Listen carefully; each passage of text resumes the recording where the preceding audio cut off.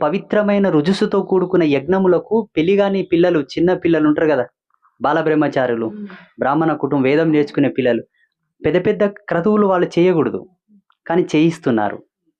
ఇవే మానవుడి యొక్క అజ్ఞానమే అకర్మ, మానవుని యొక్క పరిపూర్ణమైన జ్ఞానమే సకర్మ.